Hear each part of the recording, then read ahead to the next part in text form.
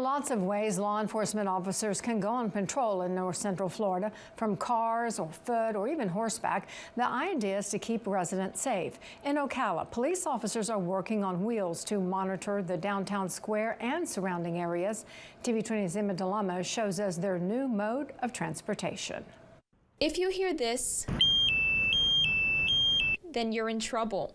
The Ocala Police Department reinstated its bike patrol unit in February after disbanding due to shortages in the patrol division. For the past couple of months, these Ocala police officers have been patrolling different parts of the city, not on foot and not in their cars, but on bikes. Captain Vizzini says they budgeted funding for their 2 officers through the city. They're pedaling to popular parts of town. The areas are basically any area that is highly populated with pedestrians.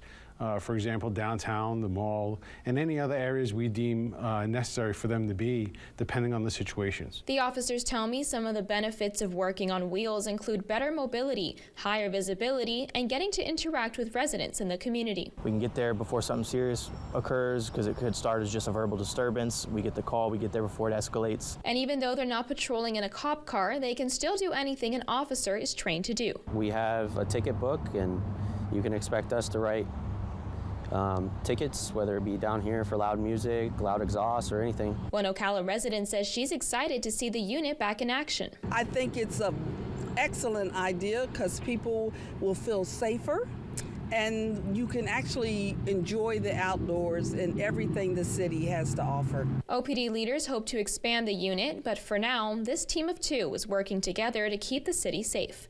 In Ocala, Emma DeLamo, TV 20 News.